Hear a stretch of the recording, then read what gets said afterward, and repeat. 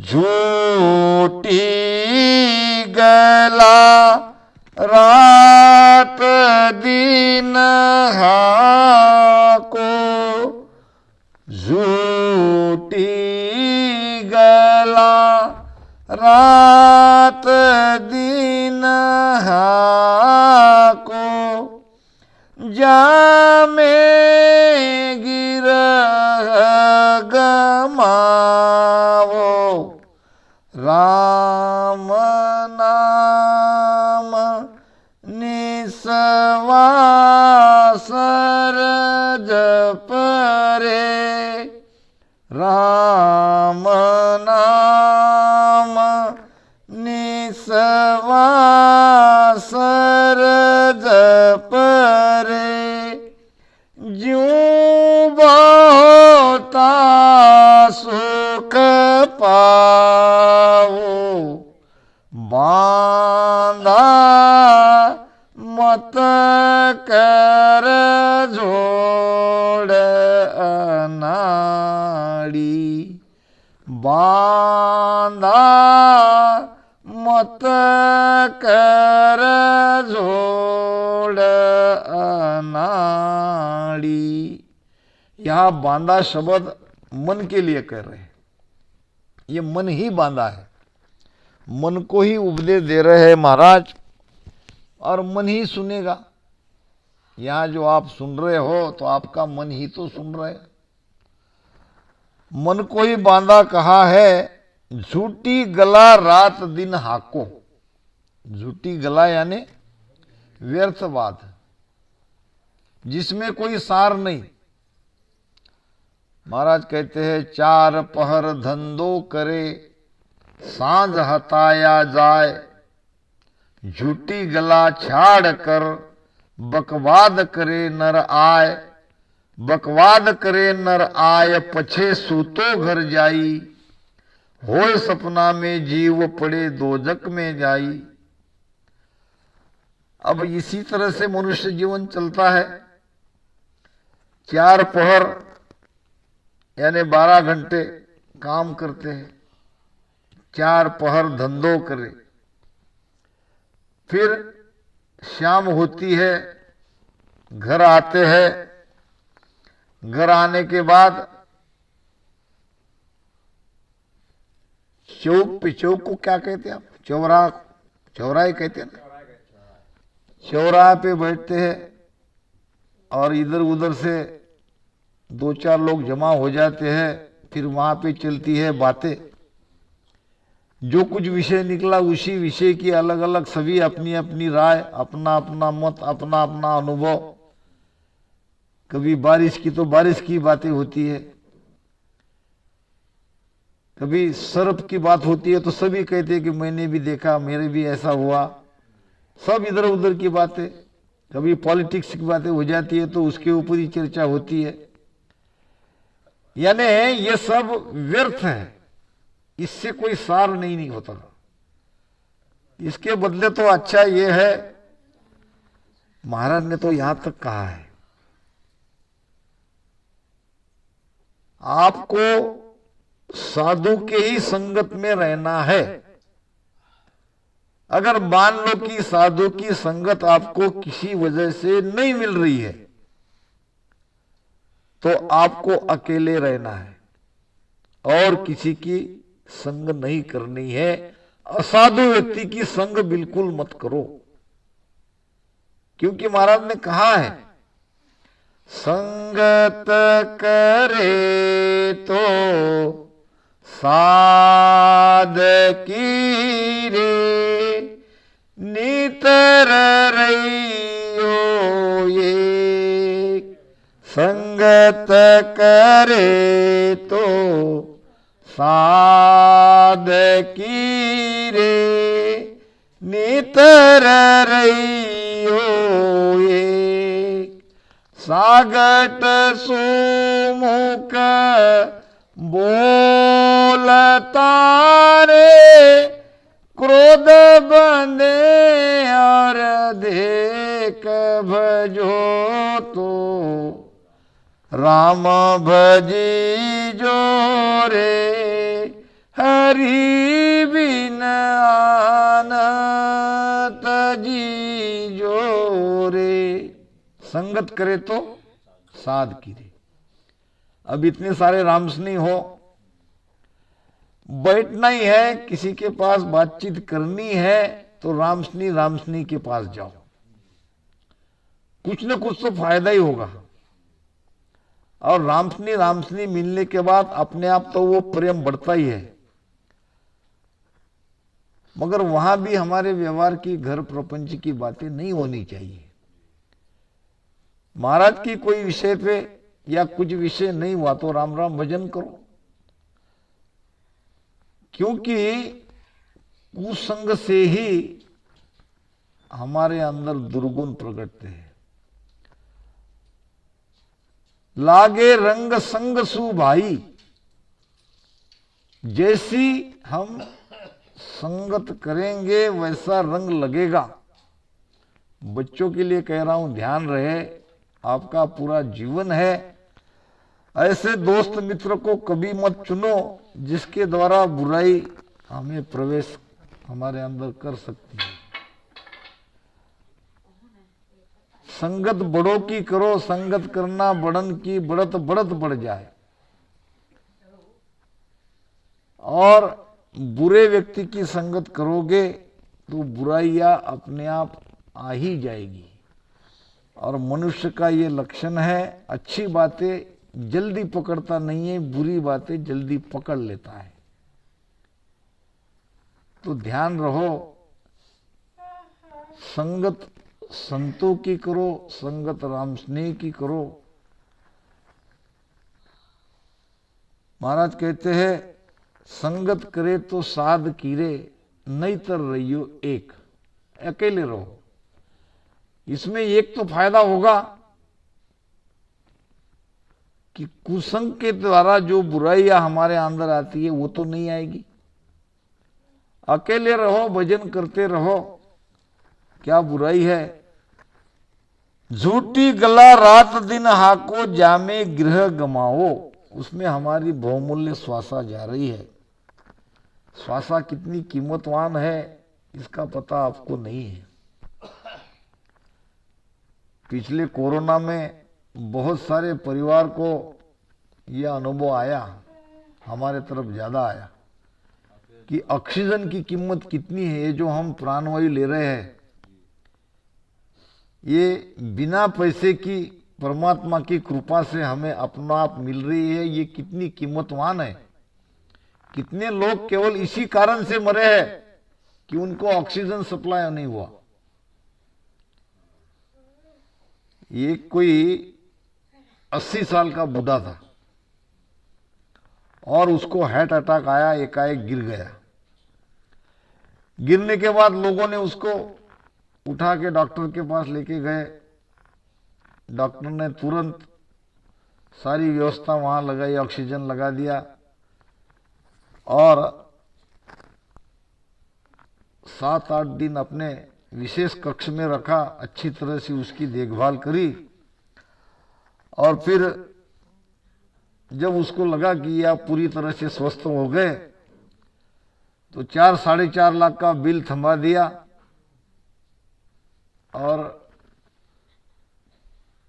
छुट्टी उनको दे दी गई।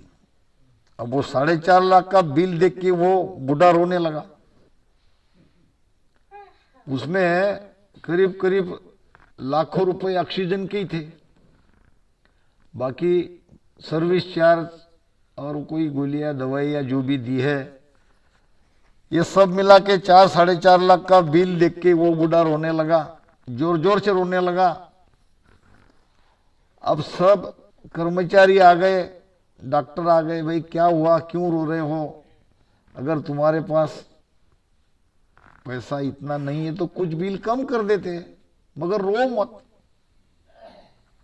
फिर भी वो बूढ़ा जोर जोर से रोने लगा। डॉक्टर ने कहा, बताओ तो सही भाई, क्या कारण है? क्या तुम्हारे पास पैसा ही नहीं है? तुम ये बिल देख के रो रहे हो, हमको बुरा लग रहा है, बताओ रोने का कारण। तो वो कह रहा है कि 4.5 लाख बिल के लिए नहीं रो, आप 10 लाख भी बिल निकाल दे तो मैं दे सकता हूं, पैसे की मेरे पास कोई कमी नहीं है। फिर रो क्यों रहे हो? रो रहा हूं उस मालिक के लिए, उस परमात्मा के लिए। आपने जो यहां ऑक्सीजन के सिलेंडर मुझे लगाए हैं, मेरी जान बचाई है, इसके लिए तो मैं आपका आभारी हूं। मगर इसके पैसे इतने इतने लगे तो मैं उस मालिक के लिए रो रहा हूं। अभी तक उसने फ्री में मुझे कितने ऑक्सीजन दिए और एक पैसा भी नहीं लगाया, और उसको याद भी नहीं मैं कर रहा हूं। उसका उपकार भी कभी मैंने माना नहीं, उसका कभी नाम भी नहीं लिया। इसके लिए मैं रो रहा हूं। तो ये श्वासा बड़ी अनमोल है, इसको व्यर्थ मत गंवाओ, भजन में ही लगाओ। मन रे सिमर सिमर साईं, राम भजन बिन सा जावे, राम भजन बिन सा जावे, से सब रेत मिलाई, मन रे सिमर सिमर हल साई। क्या कह रहे महाराज? राम भजन बिन सासा जावे, से सब रेत मिलाई। रेत नाम मट्टी, व्यर्थ गई, मट्टी में मिल गई, कोई उसका लाभ नहीं हुआ। जे दिन गए भजन के लेखे, 100 दिन आवे गिनती में। और तो वो दिन बेकार गया जिस दिन में हमने न सत्संग करी न भजन किया। वो दिन हमारे जीवन का व्यर्थ दिन चला गया। वैसे तो संसार में समय मिलना बड़ा कठिन है गृहस्थी को, फिर भी संतों ने ये बातें जान ली थी, संतों को सब पता था। संत भी गृहस्थी थे। अपने अनुभव से उन्होंने एक ही बात कही है हमको, जिंदगी जब तक रहेगी फुर्सत न होगी काम से, कुछ समय ऐसा निकालो प्रेम कर लो राम से। संतों को पता है हमारे आपके पास समय नहीं है, मगर निकालना पड़ेगा। समय कैसा निकालते हो मैं बताऊं? आप किसी के पास समय नहीं है, मगर आप समय निकालते हो। कब निकालते हो पता है? हार्ट अटैक का झटका आ गया और डॉक्टर ने कहा 15 दिन एडमिट होना पड़ेगा, तब कहां से निकलता है समय? तब तो बराबर निकाल लेते हो। सारा काम वहां के वहां छोड़ देते हो, जान बची लाखों पाए। अगर जान ही गई तो फिर क्या फायदा? तब सब बातें समझती है, समय निकालते हैं और बाकी भी मदद करते हैं। जिसको हो हार्ट अटैक का झटका है उसको कहते कि तुम्हारी चिंता करो, घर की कोई परवाह मत करो, हम सब संभाल लेंगे। मगर संगत में जब जाते हैं तब कोई नहीं कहते कि तुम संगत में जाओ। ऐसे परिवार देखे हैं मैंने, उनकी बाइया सब सामान पैक करके बैग में भर के, जाओ संगत में जाओ, तुम जाओ वहां का आनंद लो, मैं सब संभाल लूंगी। ऐसे भी परिवार है। तो भिन्न है ऐसे परिवार, जिस परिवार में घर के परिवार के सदस्य अपने किसी व्यक्ति को संगत में भेजते हैं, और वो व्यक्ति भी भिन्न है जो अपना तो भला करते हैं, अपने आने वाली आगे की पीढ़ी का भी भला चाहते हैं। संगत में बच्चों को ले जाओ। मुझे यहां बड़ा आनंद आया, जेवरा धाम पे मैं गया था। हालांकि बच्चे तो सोए थे, मगर फिर भी काफी बच्चे को बाया ने लाया था। वो सब माता को धन्य। कुछ न कुछ तो पल्ले पड़ेगा, कुछ न कुछ तो प्रसाद तो मिलेगा, संतों को प्रणाम तो करेगा बच्चा, कुछ न कुछ तो होगा कि नहीं। बहुत जरूरी है, ये बहुत जरूरी है। ये मत समझना कि बच्चों को कुछ नहीं समझ रहा। आज इतना छोटा छोटा बच्चा ये मोबाइल के हमसे भी ज्यादा उसकी जानकारी रखता है। तो संस्कार डालना है तो अभी से डालो। पेड़ पौधा जब छोटा है उसको कहीं भी हिलाओ, इधर हिलाओ उधर हिलाओ, वो हिलेगा। अगर वो बड़ा बन जाता है, उसकी मूलियां जमीन में नीचे पक्की हो जाती है, फिर वो हिलता नहीं। 24-25 साल का बच्चा हाथ में नहीं आता गया, वो देखता भी नहीं अपनी तरफ, भजन कर रहे, संगत कर रहे कि आरती कर रहे। अगर उसको प्रारंभ से ही वो आदत रही तो वो छोड़ेगा नहीं। एक बूढ़ा व्यक्ति था, रोज सत्संग में जाता था और सबके सामने बैठता था। अब उसको कान से भी कम सुनाई देता था और आंखों से भी कम दिखाई देता था। लोग सोचते कि ये न सुन रहा है देख सीख से और न देख रहा है, ये क्यों संगत में आता है। और वो भी सबके पहले आता है, सबके सामने बैठता है।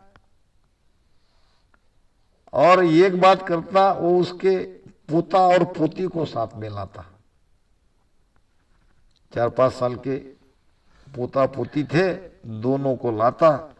अब एक व्यक्ति ने उसको पूछा, बाबा जी तुमको सुनाई देता कि नहीं? जोर से बोले तो सुन सकता हूं, कुछ दिखाई देता है? नहीं है। बहुत नजदीक से निरख के देखा तो थोड़ा बहुत दिखाई देता है, शक्ल पहचानने में नहीं आती। फिर तुम क्यों आते हो संगत को? जब सुनाई नहीं देता, जब देख ही नहीं सकते, कहीं गिर जाओगे, किसी का धक्का लगेगा,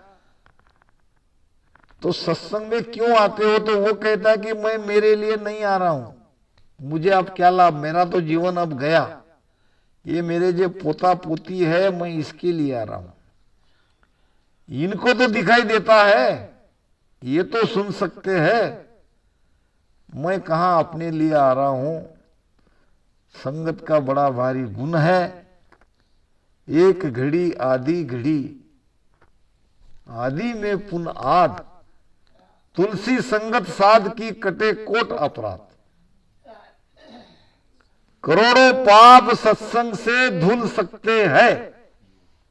महाराज भी कहते हैं, सत्संगत पल की भली, करसी बो गुण जोय, जुग जुग में सुख राम कहे, शेष गुना फल होय। शेष नाम 1000, पल की संगत हजारों पट ये लाभ दे सकती है। संगत को कोई छोटा मोटा मत समझो। राम नाम निस्वासर जपरे, जो बोता सुख पावे। अब व्यर्थ की बकवास मत करो, वाय शब्द बकवाद तजिए, तजिए गर्भ गिवार। अब करो क्या? सांस उसास में राम नाम रटो, भजन करते ही आपको सुख मिलेगा, आपको आनंद मिलेगा। अगर जिंदगी भर सुख में रहना चाहते हो तो भजन करो, भजन से सुख मिलेगा। जो आपके भाग्य में नहीं है वो सद्गुरु कृपा से आपका भाग्य बदल सकता है।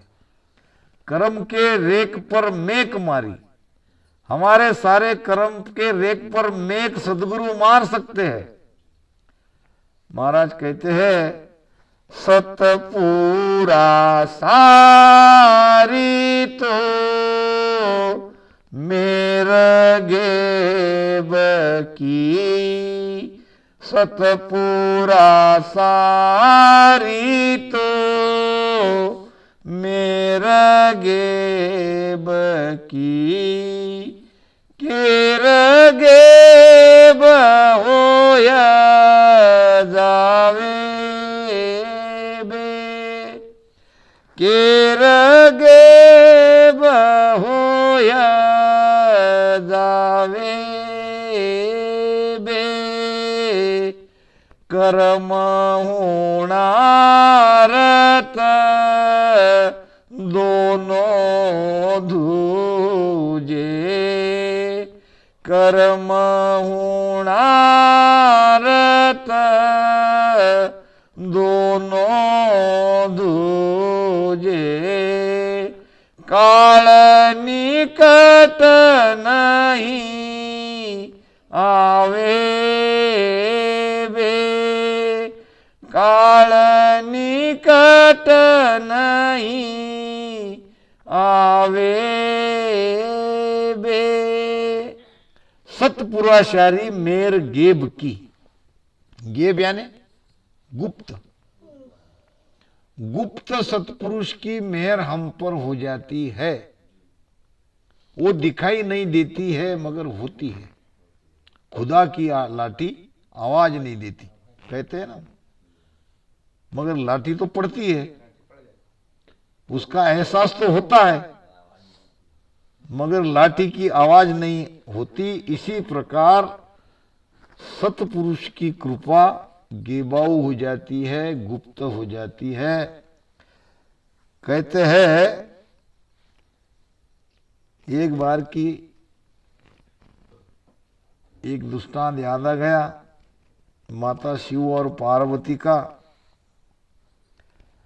पार्वती शिव सु कहे या निर्धन धन देह सेठ सूण साठा करे तम ग्रह दे मम लेह। पार्वती शिवसु कहे या निर्धन धन देह। एक निर्धन भक्त था और गरीब था। पार्वती को उस पर दया आई। पार्वती ने शिवजी से कहा कि हे भगवान, ये मृत्युलोक में एक तुम्हारा भगत है जो बहुत गरीब है। तो भगवान कहने लगे, क्या चाहती हो तुम? मैं ये चाहती हूं कि ये धनवान बन जाए। पार्वती शिवसु कहे या निर्धन धन देह, इसको धन दो, ये निर्धन है। तो शिव जी ने कहा ठीक है, तुम्हारी इच्छा है तो आज इसके घर में धन की बरसात होगी। क्या कहा? धन की बरसात होगी इसके घर में। अब ये शिव पार्वती का संवाद या संभाषण एक सेठ ने सुना। सेठ था लालची। अब सेठ ने सुना कि भगवान पति पत्नी आपस में बात कर रहे हैं और जिस भगत के बारे में बात कर रहे हैं उस भगत को तो मैं जानता हूं। आज उस भगत के घर में धन की बारिश होने वाली है तो चलो अपन अपना फायदा उसमें निकाल लें। लालची व्यक्ति अपना फायदा बरोबर ढूंढ ही लेता है। अब इसको पक्का था पता कि भगवान तो झूठ बोलेंगे नहीं। जैसा वो कह रहे हैं आज रात इसके घर में बारिश होने वाली है, उसके पहले ही उस भगत को पकड़ ले। उसके पास गया सेठ, लालची सेठ। कहा कि भाई देखो, मेरी बहुत बड़ी हवेली है और तुम्हारी छोटी सी कुटिया है। मेरे घर में सारी चीजें हैं, कोई कमी नहीं है। रुपया पैसा सब कुछ है, जो कुछ भी है वो आज तुम्हारा। और तुम्हारा घर जैसा है, जो भी है वो मेरा। हम आपस में अदला बदला कर लेंगे। इसको कहते हैं साठा करना। सेठ सुन साठा करे। क्या साठा किया? तम घर दे मम ले, तेरा घर मुझे दे, मेरा घर तू ले। अब ये तो भक्त गरीब था, झोपड़ी थी, कुटिया छोटी सी, उसमें कुछ नहीं था। कुछ थोड़े बहुत खाने पीने के सामान होंगे, इससे ज्यादा क्या, दो चार बर्तन के अलावा, थोड़ा बहुत अनाज के अलावा कुछ नहीं था। अब वो कहा कि भाई देखो सेठ, अब तुम कहते हो तो ले लो, मगर मेरे पास तो कुछ नहीं है, मेरी तो झोपड़ी है। नहीं नहीं नहीं, तुम्हारी जैसी झोपड़ी है जो भी है मुझे मंजूर है, ये ले लो चाबी और तुम जाके मेरी हवेली में रहो। आज से तुम उसके मालिक बन गए, जो चाहे रजिस्ट्री मेरे से करा लो। अब दोनों ने घर की अदला बदली कर ली। अब सेठ बैठ गया, रात होती गई, ऊपर देखने लगा कब धन की बारिश होती, कब धन की बारिश होती। यानी उस घर में धन की बारिश होने वाली थी, इसलिए उसने अपना घर बदला दिया। अब दिन निकल गया, न धन की बारिश हुई, न 1 रुपया ऊपर से गिरा। अब सेठ लगा भगवान को गालियां देने कि मनुष्य झूठ बोलते तो बोलते, भगवान भी झूठ बोलते हो। और तुम पार्वती को कहते कि आज इस सेठ के घर में धन की बारिश होगी। कहां हुई बारिश? आकाशवाणी हुई, जिसके घर में बारिश जिसके लिए होनी थी उसके लिए तो हो गई, वो तो चला गया, धनवान बन गया। अब बारिश नहीं हुई तो क्या? मैंने तुम्हारे लिए थोड़ी कहा था, मैंने तो मेरे भक्त के लिए कहा था कि नोटों की बारिश आज रात उनके घर पे हो जाएगी, तो हो गई, वो तो सेठ बन गया। तो कहने का मतलब महाराज कहते हैं कि सतपुरुषारी मेहर गेब की, ऐसी गुप्त मेहर हमारे ऊपर भी होती है। ये इस भक्ति का संबंध सुख से है। अगर राम राम लेने वाला राम से नहीं दुख में है तो कहीं ना कहीं उनके अंदर कोई कमजोरी है। ये दुख की भक्ति ही नहीं है। यहां तो बिल्कुल संतोष दिन ब दिन बढ़ता रहेगा। ये राम नाम रटन करने वाला दुखी नहीं देखेगा। अगर दुखी रहा तो भक्ति भजन कौन करेगा दूसरा कोई? तो ऐसा होता ही नहीं और होगा भी नहीं। हम सबके अंदर में एक समाधान की एक अलग छटा सबके ऊपर है। राम नाम भजन करने का तेज सबके चेहरे पर है। सत्संग का आनंद अलग आनंद है। जब सत्संग से हम आते हैं तो एक ऊर्जा से भर जाते हैं, एक ऑटोमेटिक ऐसी ऊर्जा हमारे अंदर आती है और धीरे धीरे धीरे हमारा जीवन पूरी तरह से परिवर्तित होता है। क्योंकि हमें गुप्त रीति से सदगुरु महाराज की मदद मिलती है हमारे हर काम में। देखना, इसको नोट करो। सदगुरु जी महाराज हमारी सहायता के लिए बैठे हैं। यहां भी हमको सुखी बनाते हैं और परम सुख में ले जाते हैं।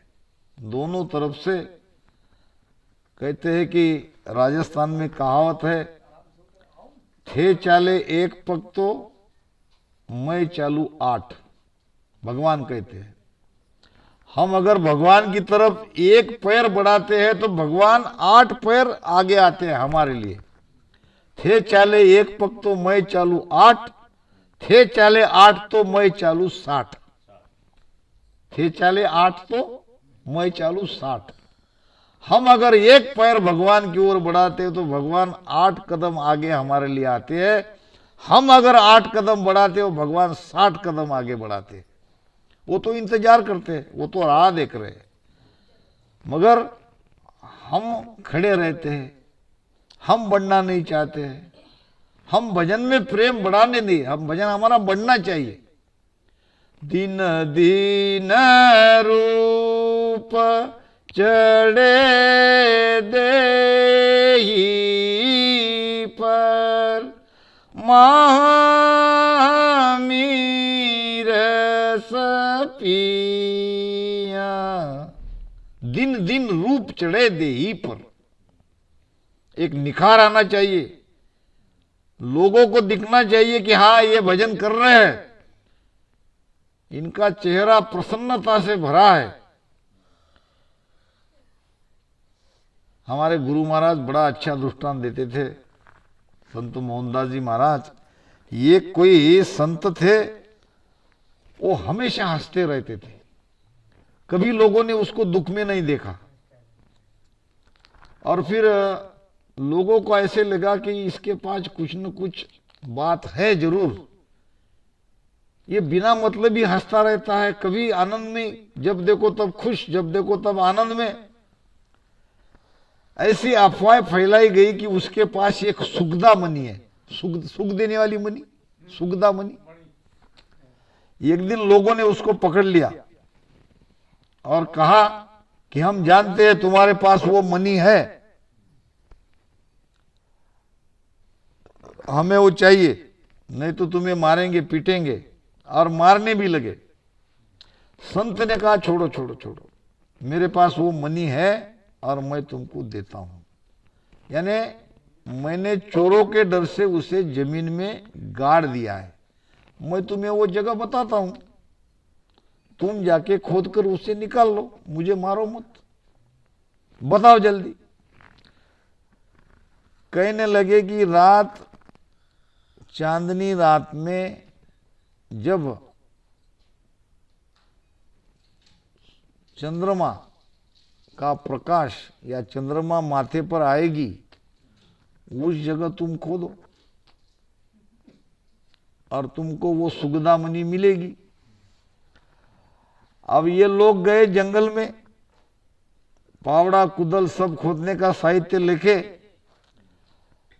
और देखा कि अब माथे पे चंद्रमा आया है, अब खोदो। अब सारी रात खोदने लगे, कुछ भी नहीं मिला। आके सुबह और संतों को पीटने लगे, हमारी सारी रात बेकार गई, आपने जैसा कहा माथे पे चंद्रमा आते ही तुम खोदो, जिस जगह चंद्रमा आएगा उस जगह खोदो। वो जगह भी खोदा और इधर उधर 1-2 किलोमीटर सारी जमीन खोद डाली और पीटने लगे। फिर कहा कि आपने मेरे बात को समझा ही नहीं। माथे पे चांद आना, यानी हम जहां खड़े हैं चंद्रमा तो हमारे माथे पे ही रहेगा ना, जंगल में जाने की क्या जरूरत है। जहां भी हम खड़े हैं वहां चंद्रमा हमारे माथे पर रहेगा, सबके माथे पर रहेगा। यानी यहां 10वें द्वार में सुरती लगाओ, 10वें द्वार में जब तुम्हारा ध्यान जाएगा तो तुम भी मेरे जैसे हंसोगे, मेरे जैसे ही आनंद में रहोगे। अब यही है मेरे पास सुगदा मणि, अब तुम मुझे पीट रहे तो मैं क्या कहूं। तो कहने का मतलब हम सुख और आनंद में रह सकते हैं, इसके लिए भजन करना पड़ेगा।